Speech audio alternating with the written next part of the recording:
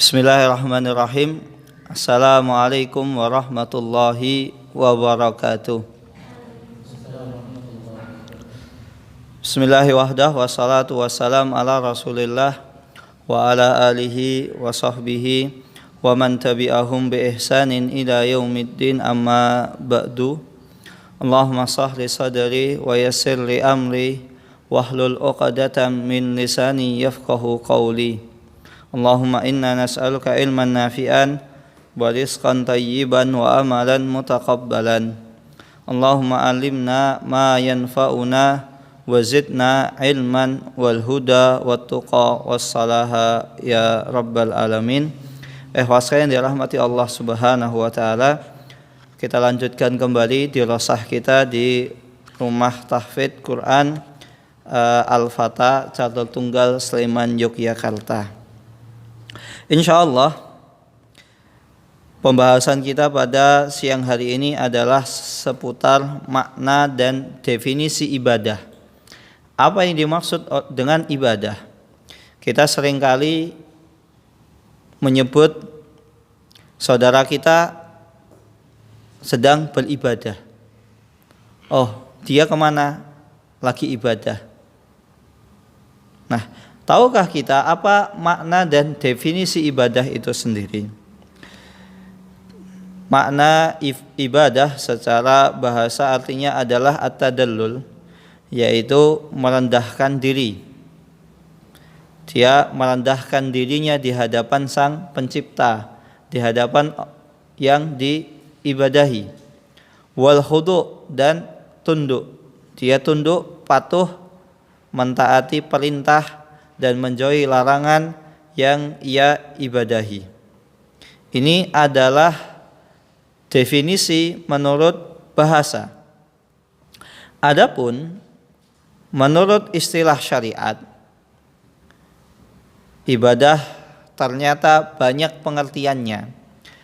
Namun oleh para ulama, pengertian yang paling mendekati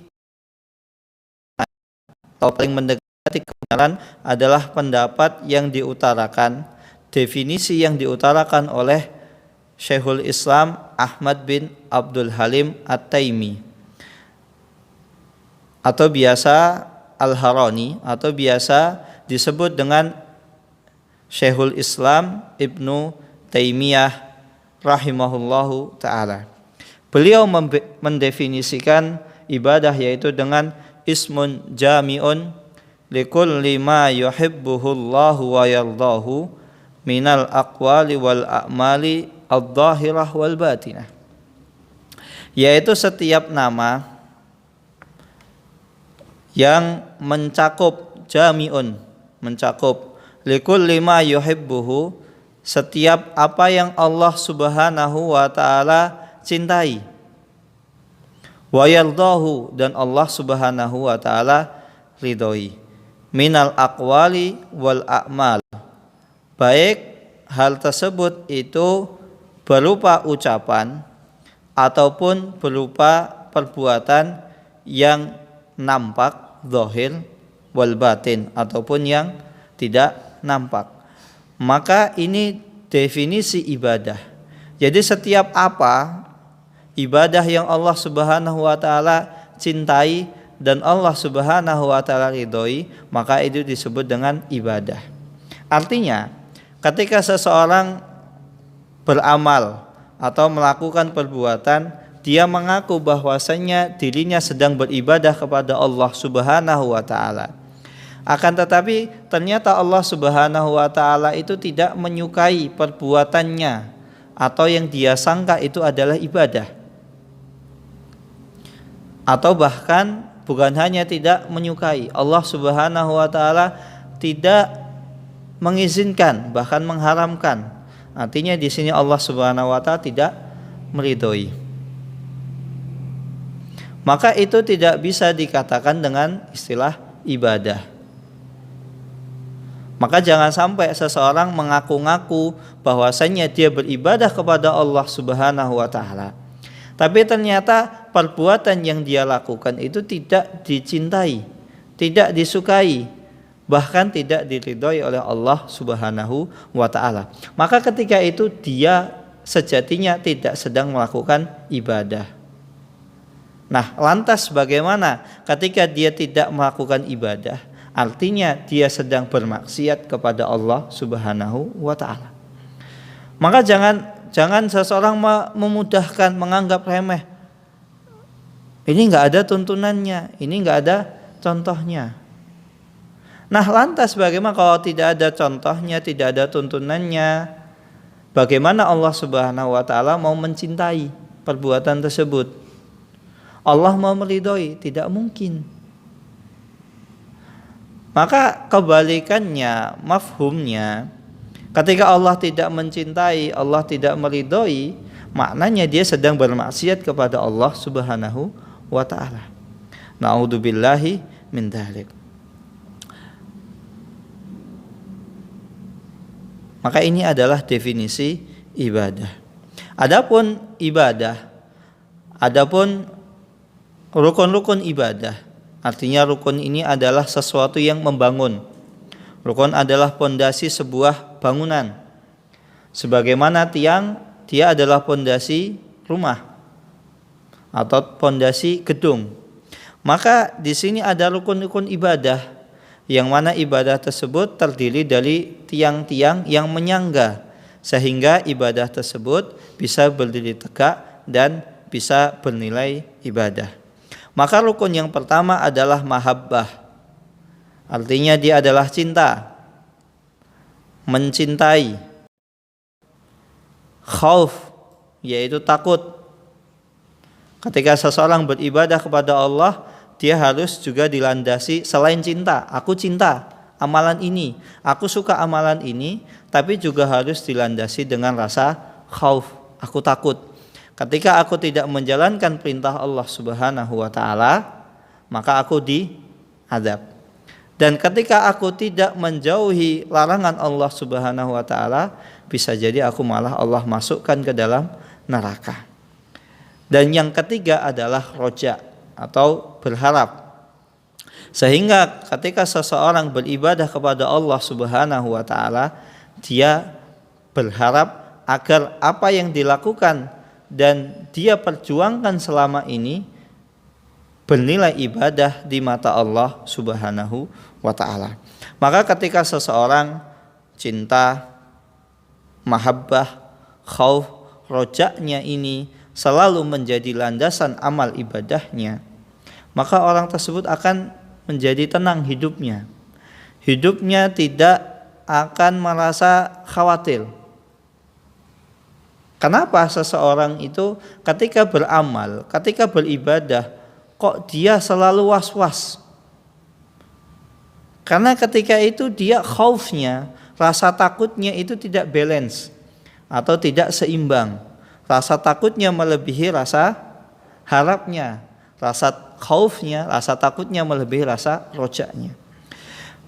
Maka ada salah seorang ulama salaf mengatakan, barang siapa yang beribadah kepada Allah Subhanahu wa taala hanya berdasarkan rasa cinta, maka sejatinya dia adalah zindik. Sejatinya dia adalah orang fasik.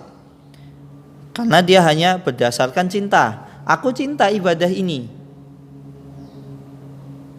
Maka rasa cinta saja itu tidak cukup. Rasa cinta saja dia tidak cukup. Sebagaimana seseorang misalnya, seorang ikhwan cinta kepada seorang akhwat. Kalau antum cuma bermodal cinta, aku cinta, aku sayang, tapi antum gak berani ngelamar akhwat tersebut, maka itu percuma. Antum cuma ngomong saya cinta sama fulanah, saya cinta sama fulanah, saya cinta sama Aisyah, saya cinta sama Fatimah, saya cinta kepada misalnya Yasmin. Siapa lagi? Misalnya saya cinta dengan siapa? Jelita, Cantika, fulanah-fulanah yang lain. Itu cuma antum ngomong saya cinta, saya cinta. Tapi antum gak berani ngelamar. Antum gak berani menghalalkan akhwat tersebut. Apa yang terjadi? Bisa jadi antum ditikung oleh teman antum sendiri. Iya. Karena antum ngomong di mana-mana. Akhirnya teman antum, best friend antum nikung. Ya nggak salah teman antum nikung. Salah siapa? Antum nggak duluan. Antum cuma ngomong, omdo, cuma ngomong doang. Kemudian ternyata teman antum, ternyata yang disenangi sama alam ini ya, masya Allah ya, cantik, solihah, hafidhah 30 juz, pintar, cerdas, kaya raya, tunggal. Ya nggak salah kalau Rafif nikung antum. Nah ini cinta. Maka tidak heran dalam kaitan ibadah, ketika seseorang beribadah kepada Allah hanya berdasarkan rasa cinta saja, maka apa yang terjadi? Dia zindik, orang yang fasik. Karena cintanya ketika itu tidak dilandasi apa? Sesuatu yang dibenarkan oleh syariat. Orang ikhwan senang dengan akhwat, cintanya bagaimana cintanya menjadi cinta yang syariat, sesuai syariat, cinta yang diridhoi oleh Allah Subhanahu wa taala, antum berani ngelamar akhwat tersebut. Sedangkan ketika perkara ibadah, misalnya antum beribadah, tapi jangan salah, nikah itu juga ibadah.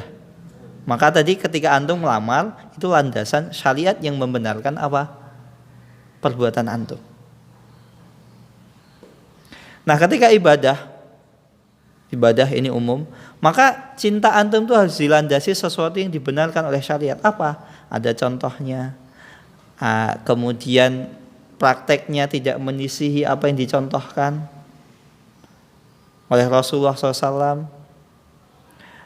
Maka selama apa yang antum kerjakan ini ada landasannya, insya Allah ibadah antum diterima oleh Allah Subhanahu wa taala. Cinta antum itu benar, bukan sekadar Majnun Laila.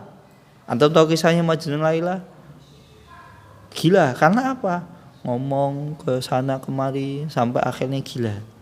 Karena apa? Cintanya tidak dilandasi syariat. Maka tidak heran orang yang beribadah kepada Allah hanya modal cinta saja dia fasik.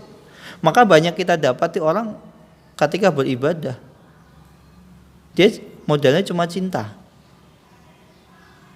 Maka banyak terjadi kemudaratan, banyak terjadi kefasikan, banyak terjadi penyelewengan. Ini yang terjadi di masyarakat kita.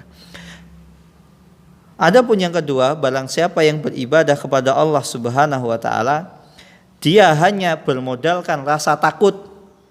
Selalu takut, ibadah saya takut,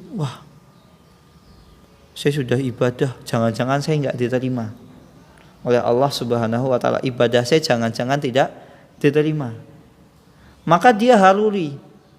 Haluli itu adalah sekte Khawarij, sempalan Islam. Dia merasa ibadahnya selalu mendominasi takut. Begitu juga ketika dia akan melakukan kebaikan. Saya takut saya banyak dosa. Allah Subhanahu wa taala enggak mungkin mengampuni saya, dosa saya sudah banyak. Jangan takut. Dosa antum sebanyak apa sih? Orang yang membunuh 99 manusia saja, masih Allah Subhanahu wa taala bukakan pintu taubat bagi dia. Allah Subhanahu wa taala masih menerima taubatnya. Lantas bagaimana antum? Saya yakin antum di sini bunuh orang satu pun belum pernah. Ini bunuh 99 orang. Dan bukan hanya membunuh saja, maksiat yang pernah dia lakukan, banyak maksiat dia kerjakan. Maka insya Allah jangan sampai antum rasa takut antum tuh mendominasi sehingga antum malas ibadah. Allah nggak akan menerima taubatku. Apa nanti terlebih lagi apa kata manusia? Aku sama ini jadi orang preman, brengsek. Nanti orang ngomong apa? Tobat, ini ya. Jangan. Hiraukan. Antum tetap beribadah kepada Allah Subhanahu wa ta'ala. Nah yang ketiga, barang siapa yang beribadah kepada Allah Subhanahu wa ta'ala, dia hanya bermodal rasa harap, maka dia murji. Murjiah itu adalah orang yang dia menganggap bahwasannya pelaku dosa besar itu apa? Pelaku dosa besar itu haluli.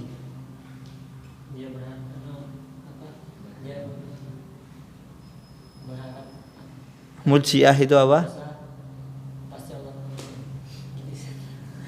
Murji'ah itu adalah haluli itu orang yang terlalu takut.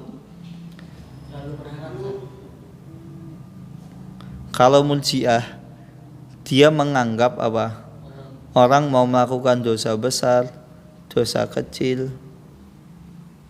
itu semuanya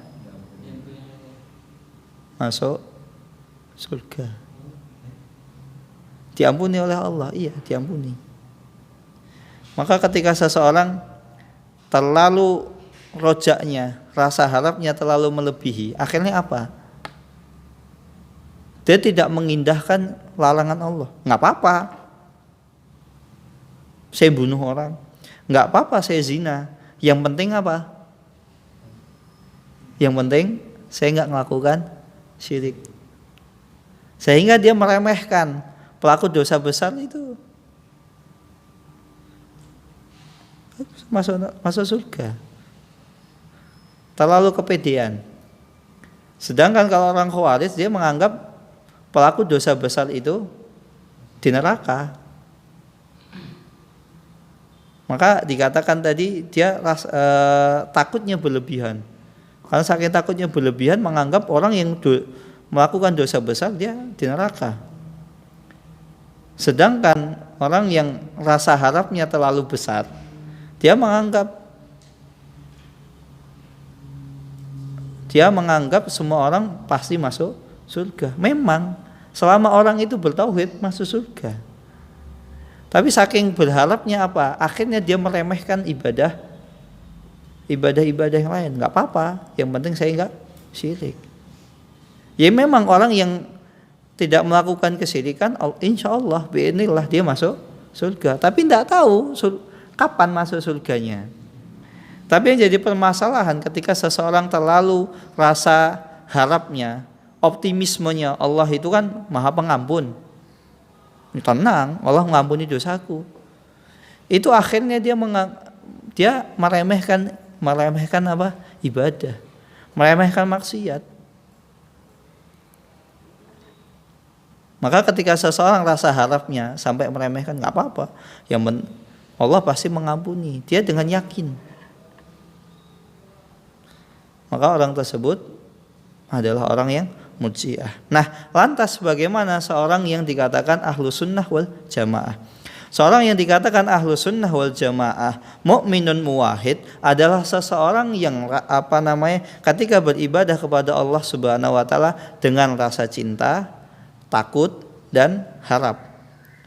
Dia ketika beribadah berlandaskan apa? Aku cinta Allah Subhanahu wa taala, aku cinta Rasulullah sallallahu alaihi wasallam, sehingga ketika seseorang beribadah ada rasa takut, dia takut jangan-jangan ketika saya beribadah ini tidak sesuai contoh Rasulullah sallallahu alaihi wasallam, tidak sesuai perintah Allah Subhanahu wa taala.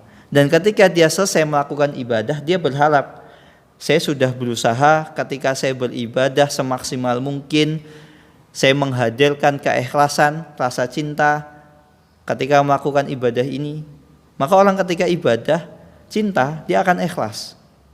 Kemudian ketika seseorang beribadah dia ada rasa takut, dia ketika beribadah dia takut jangan-jangan apa? Ibadahku ini tidak sesuai, sehingga dia berusaha semaksimal mungkin ibadah yang dilakukan itu sesuai perintah Allah dan Rasulnya. Dan setelah itu dia baru berharap. Karena apa? Saya sudah berusaha ibadah sesuai tuntunan Nabi, sesuai perintah Nabi, sesuai firman Allah Subhanahu wa taala, landasan ibadahku ada dalilnya. Maka dia tinggal berharap kepada Allah Subhanahu wa taala, semoga Allah Subhanahu wa taala menerima amal ibadahnya. Maka rasa takut dan rasa harap ini ketika diibaratkan itu seperti seekor burung. Yang mana seekor burung itu memiliki 2 sayap. Yang kanan ada rasa takut, yang kiri ada rasa harap. Ya bisa dibolak-balik, bebas. Intinya apa? Ketika seekor hewan, seekor burung, mungkin nggak dia bisa terbang dengan 1 sayap? Tidak mungkin. Dia bisa terbang dengan 1 sayap, itu mustahil. Maka begitu juga seorang manusia ketika beribadah, nggak mungkin dia bisa hanya mengandalkan rasa takutnya saja tanpa mengandalkan rasa roja. Sehingga 2 hal ini harus saling berkesinambungan, dan insya Allah nanti detailnya akan dijelaskan di pertemuan-pertemuan selanjutnya. Adapun syarat sah diterimanya amal ibadah seseorang adalah seseorang hendaklah dalam ibadahnya itu terdiri dari 2 hal. Dan seseorang tidak bisa amal ibadahnya itu terlepas dari 2 hal ini. Apa itu? Yang pertama adalah ikhlas. Cinta kepada Allah Subhanahu wa taala. Sehingga ketika dia beribadah kepada Allah dengan rasa apa? Tidak ada rasa beban, tidak ada beban, dia tenang. Kemudian ikhlas ini hanya bukan sekedar dia ketika beribadah tidak ada beban dalam dirinya. Tapi juga dia ikhlas adalah dia tidak mengharapkan selain wajah Allah Subhanahu wa taala. Maka ketika seseorang beribadah tidak ada yang dia harapkan kecuali ridho dan cinta Allah Subhanahu wa taala, maka orang tersebut itu akan ikhlas kepada Allah Subhanahu wa taala. Maka tidak dikenal ketika seseorang beribadah kepada Allah Subhanahu wa taala ikhlas. Terus kemudian misalnya siapa? Ada calon mertuanya. Calon bapak akhwat pujaan hatinya. Saya ada bapak pujaan hatinya, akhwat pujaan hatinya. Salat di sampingnya, enggak akan mempengaruhi salatnya, enggak akan mempengaruhi ibadahnya. Khusyuk ya khusyuk, enggak khusyuk ya enggak khusyuk. Bahkan dia bisa menolak, wah percuma saya beribadah kepada Allah. Saya ketika sholat di hadapanku, saya sedang menghadap Allah. Masa karena ada calon bapak mertua langsung tujuan ibadahnya buyar. Begitu juga lain sebagainya, bisa banyak contoh di masyarakat kita. Sehingga dia juga tidak ketika beribadah dia tidak memiliki tujuan agar dipuji manusia. Oh, Masya Allah, Farel hafid 30 juz. Sekarang Farel hafid 30 juz, nggak jadi nyanyi ya.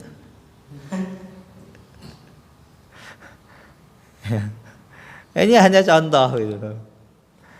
Maka jangan sampai ya ketika tujuan kita hafid 30 juz ya sudah.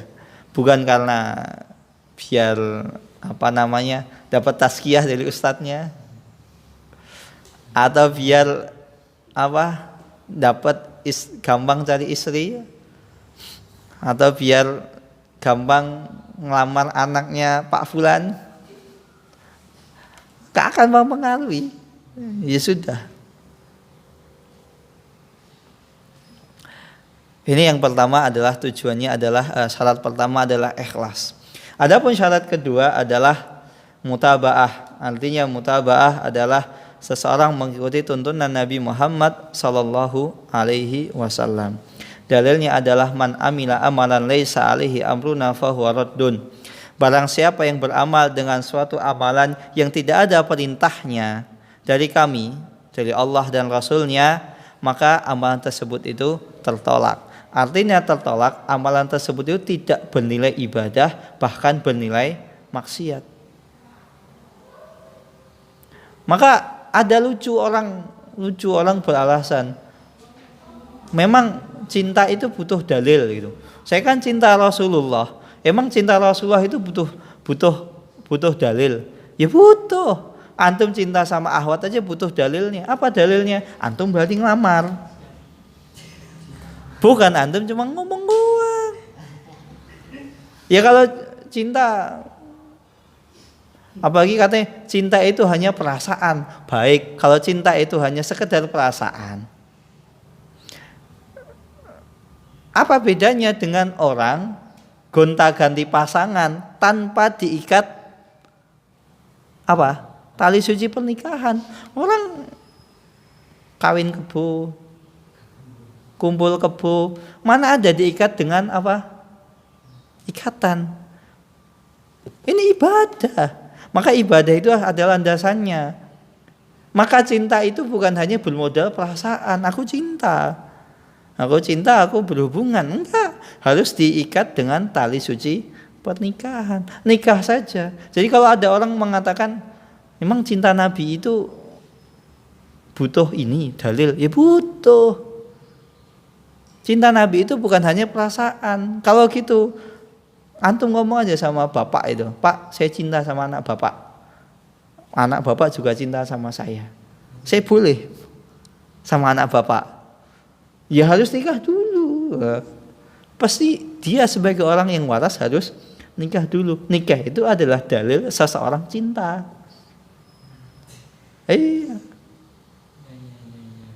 Bisa dipahami. Makanya kalau orang, maka cinta Nabi itu juga butuh dalil, butuh bukti. Buktinya apa kalau cinta Nabi? Mengikuti Nabi. Pernah enggak ini dicontohkan Nabi? Enggak. Kalau enggak ya tinggalkan.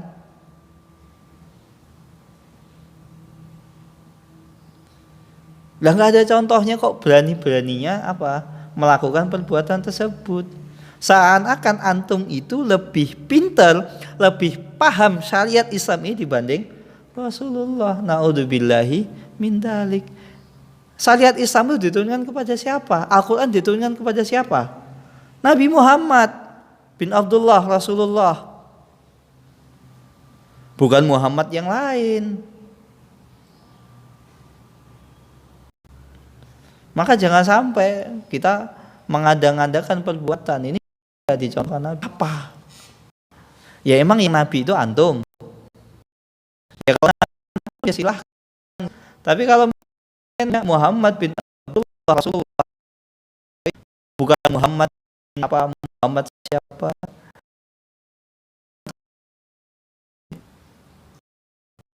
Ini bukan hanya yang namanya Muhammad, yang diturunkan kita. Kalau yang diturunkan kita ya boleh, kita merevisi boleh ya. Apa? Boleh merevisi, bisa saja direvisi. Karena apa? Wahyu turun ke dia. Jadi ibadah itu masih bisa direvisi, masih ada perbaikan. Sedangkan yang diturunkan wahyu itu Nabi Muhammad SAW, beliau sudah wafat. Artinya apa? Ibadah itu sudah tidak bisa direvisi, sudah tidak bisa dimodifikasi, baik ditambah maupun dikurangi. Kecuali kalau beliau masih hidup, masih ada penambahan dan pengurangan. Lah beliau sudah wafat 1400 tahun yang lalu. Kok bisa-bisanya beraninya antum menambah ibadah? Emang antum lebih pintar dari Nabi Muhammad? Emang antum yang diturunkan wahyu? Enggak. Bukan gitu loh. Maka jangan sampai ketika kita beribadah itu hanya bermodal apa? Cinta tanpa mengikuti tuntunan Nabi Muhammad sallallahu alaihi wasallam. Adapun ibadah seseorang, ibadah itu terdiri menjadi dua. Pertama adalah ibadah kauniyah dan yang kedua adalah ibadah syar'iyah. Ibadah kauniyah adalah ibadah yang bersifat universal, kauni. Dan ini mencakup seluruh makhluk. Tidak ada seorang pun yang dikecualikan, termasuk orang kafir.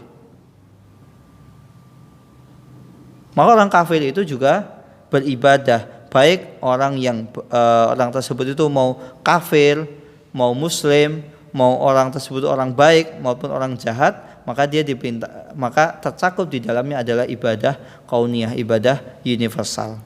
Begitu juga nanti dengan cinta. Cinta itu ada yang Allah Subhanahu wa taala, bukan cinta, iradah. Iradah itu ada iradah kauniyah sama iradah syar'iyah. Iradah kauniyah Allah mengizinkan, tapi beda dengan iradah syar'iyah. Allah mengizinkan itu terjadi, tapi apa? Iradah syariahnya Allah tidak menyukai perbuatan tersebut.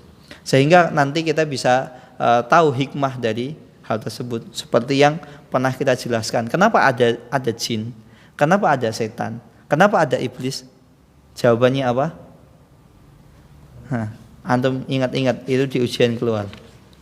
Sudah kita jelaskan. Kenapa ada jin? Kenapa ada setan? Kenapa ada iblis? Nah, itu hikmahnya di situ. Karena iradah Allah itu ada iradah syariah, ada iradah kauniyah. Begitu juga dengan ibadah kauniyah dan ibadah syariah. Secara ibadah kauniyah semua hamba itu beribadah kepada Allah Subhanahu wa taala, ibadah kauniyah. Semua hamba itu harus beribadah kepada Allah Subhanahu wa taala. Adapun ibadah syariah definisinya, adapun yang kedua adalah ibadah syariah, yaitu adalah tunduk patuh kepada perintah Allah Subhanahu wa taala yang telah ditetapkan oleh syariat. Maka tadi kan ada ibadah kauniyah. Apa ibadah kauniyah? Orang kafir nyembah Allah lewat, orang musyrik nyembah Allah lewat perantara pohon, kuburan, makhluk halus. Tapi apakah ibadah tersebut itu syariah? Enggak. Yang ibadah syariah ya seseorang menyembah Allah itu ya langsung, nggak usah pakai perantara, nggak usah pakai nyembah patung, nyembah penunggu perempatan, penunggu goa, penunggu pohon beringin, Dewi Sri, dewi-dewi yang lain, harus langsung nyembah Allah. Nah, contoh ibadah syariah apa? Sholat, zakat, puasa. Itu jelas ada perintahnya. Ada dalilnya, sholat ada perintahnya, puasa ada perintahnya, dalilnya jelas dan tidak perlu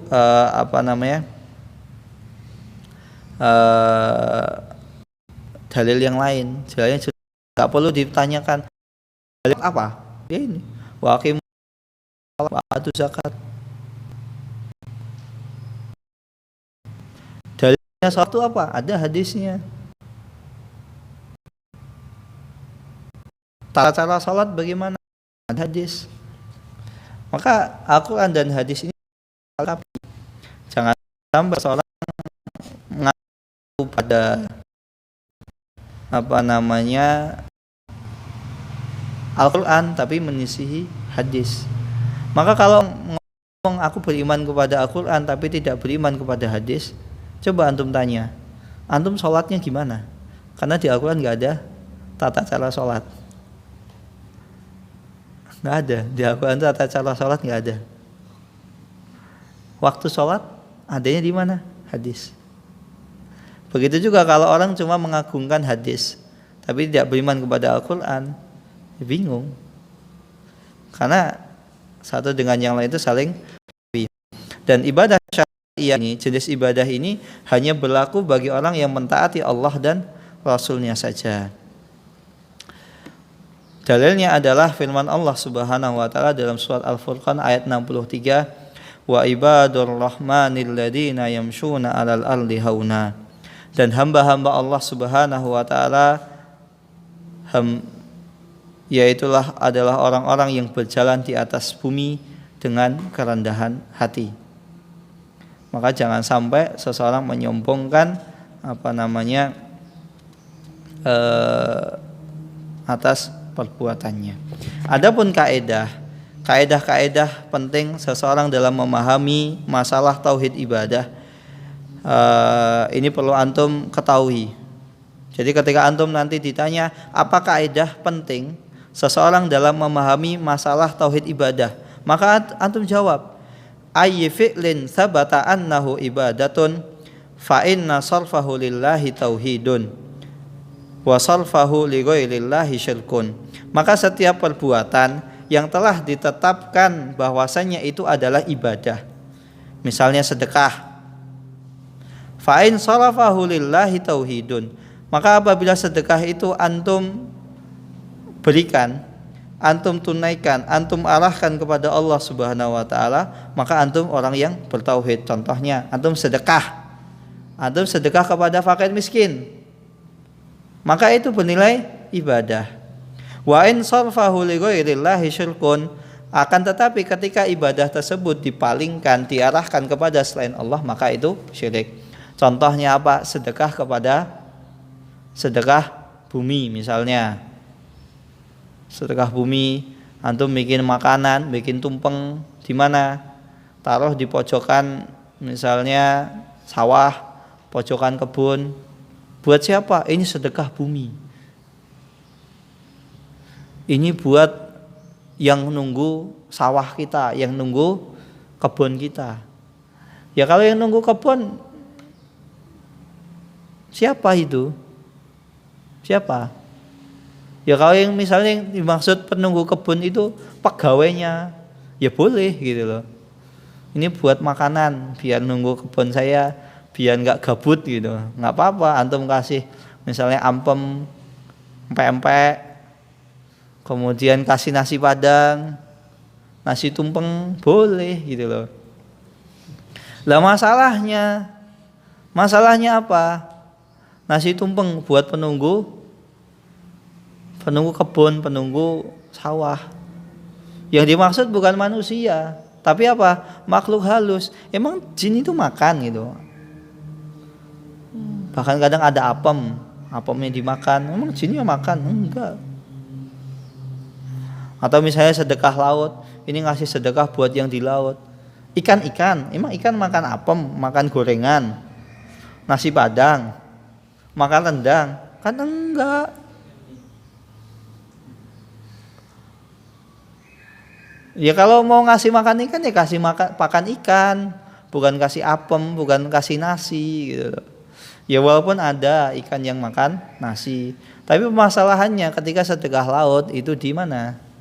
Tengah laut misalnya dihanyutkan dari pinggir sampai ke tengah. Emang paus, hiu, lumba-lumba makan nasi? Kan enggak. Itu tujuannya bukan kepada hewan yang hidup di laut, tapi apa? Makhluk penunggu laut. Itu syirik. Maka ketika seseorang misalnya sedekah bumi, sedekah laut, diberikan kepada makhluk-makhluk halus tadi, itu syirik. Karena sejatinya dia telah memalingkan ibadah kepada selain Allah Subhanahu wa taala. Adapun dalil kaidah ini adalah Allah Subhanahu wa taala berfirman, wa'budullaha wa la tusyriku bihi syai'a, dan sembahlah Allah dan janganlah kamu sekali-kali mensekutukan Allah Subhanahu wa taala. Wa qada rabbuka alla ta'budu illa iyyahu, dan Allah Subhanahu wa taala telah memerintahkan, telah mewajibkan kepadamu agar kamu jangan sekali-kali menyembah kepada selain Allah Subhanahu wa taala. Qul ta'alau atlu ma harrama rabbukum 'alaikum alla tusyriku bihi syai'a, dan Allah Subhanahu wa taala telah mengharamkan kepada kalian untuk beribadah, mempersekutukan Allah Subhanahu wa taala dengan sesuatu apapun.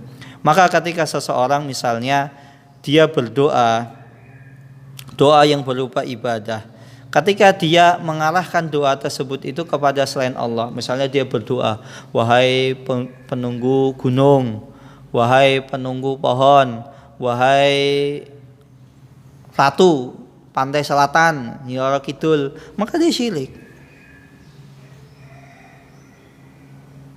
Maka ketika itu dia syirik, karena dia berdoa bukan kepada selain Allah. Doa itu ibadah.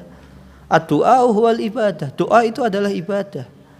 Dan salah satu inti ibadah adalah doa. Maka ketika seseorang berdoa kepada selain Allah, doa itu kan meminta dari yang rendah, orang yang rendah kepada yang lebih tinggi. Maka ketika seorang meminta kepada selain Allah, maka itu sejatinya syirik. Misalnya, Pak Yai, tolong lancarkan rezeki saya gitu. Enggak boleh. Pak Yai, tolong mudahkan jodoh saya. Enggak boleh. Karena kiai enggak bisa memudahkan jodoh seseorang gitu. Tapi kalau misalnya Pak Yai, tolong doakan saya, semoga saya dapat istri yang solihah, boleh nggak? Boleh. Karena Pak Kiai mampu. Tapi kalau Pak Kiai nggak mampu, nggak boleh. Pak Yai minta wilitan biar rezeki saya lancar gitu. Boleh nggak? Boleh nggak? Nah,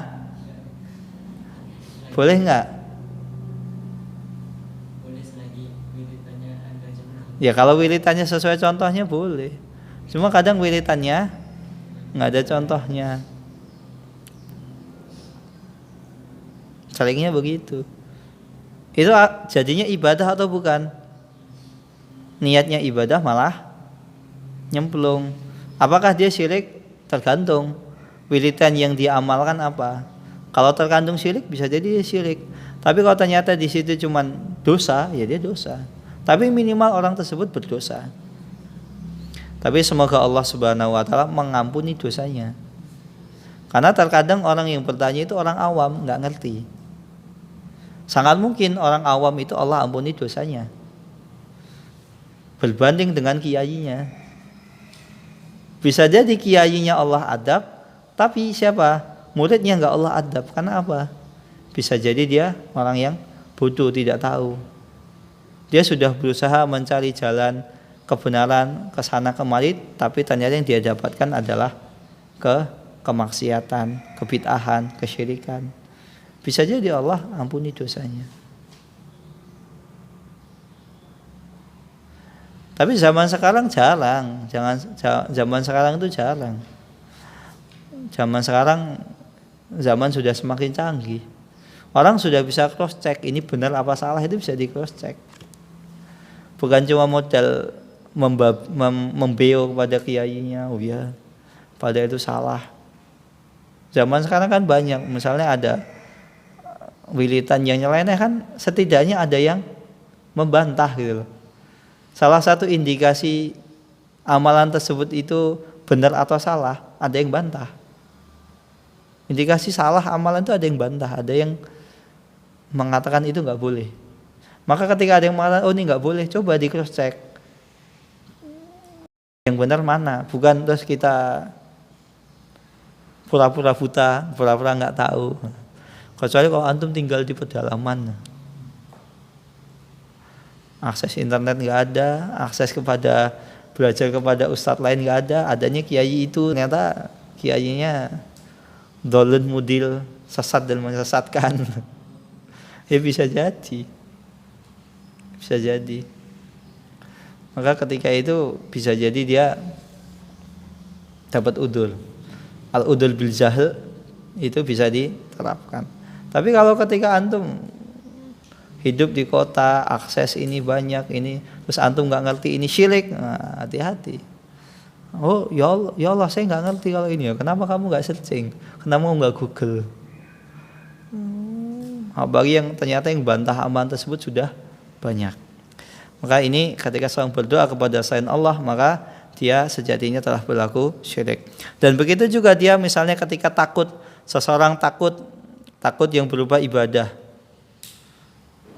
Ketika seseorang mengarahkannya kepada selain Allah, maka dia telah melakukan kesyirikan. Contohnya, dia takut kepada setan, kepada jin, kepada apalagi genderuwo, mak lampir, wewe gombel. Nggak boleh kita takut sama genderuwo, nggak boleh.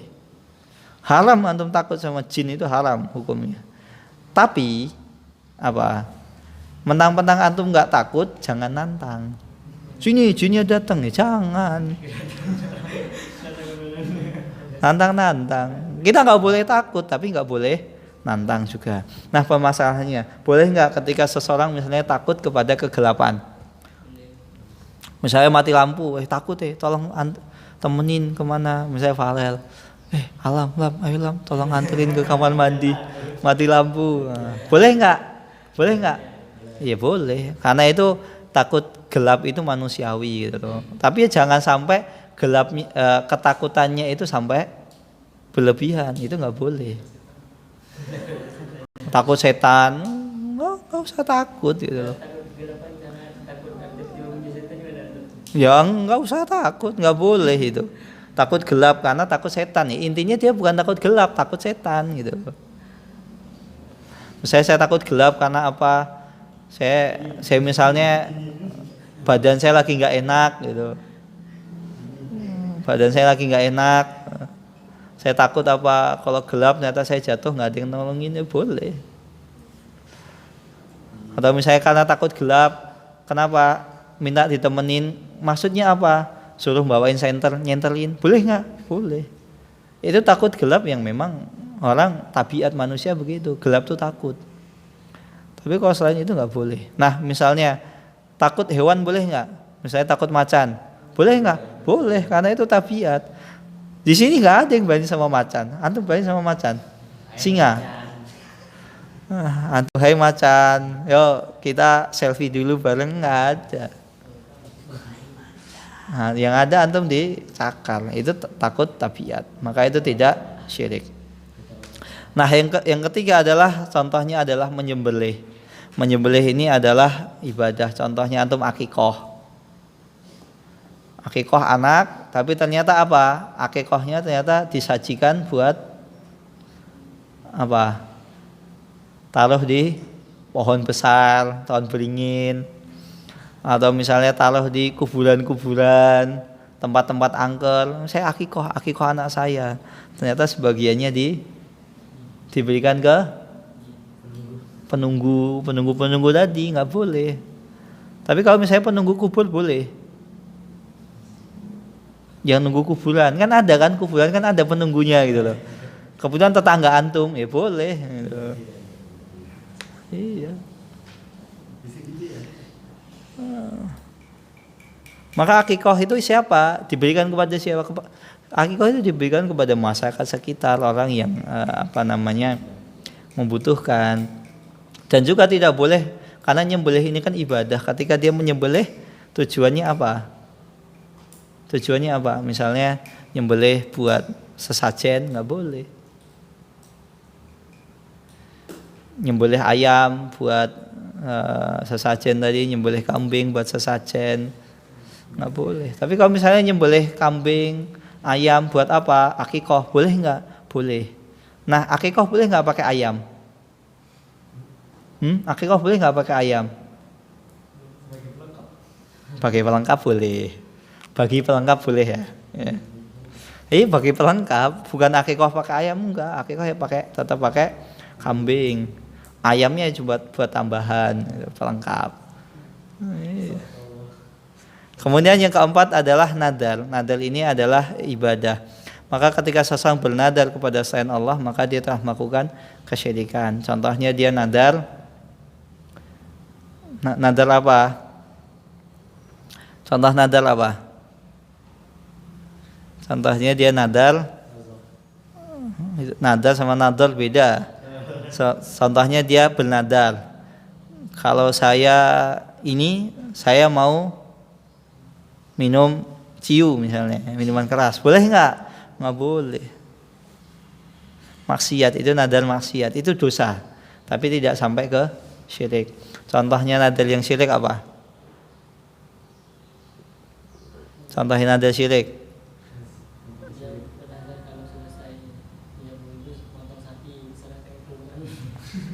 Misalnya dia kalau selesai 30 juz dia mau motong sapi, terus kemudian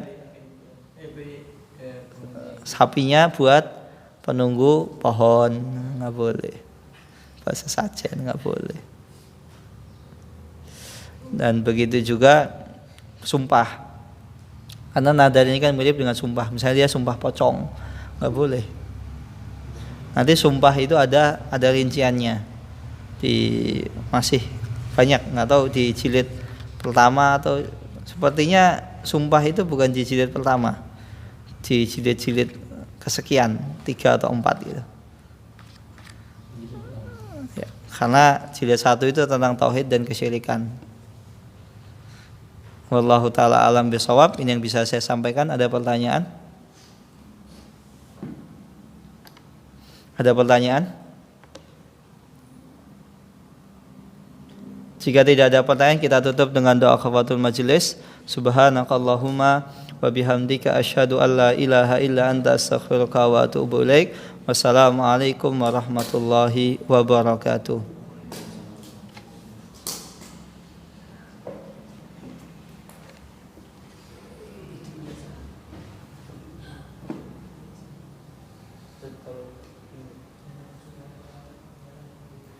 Apa?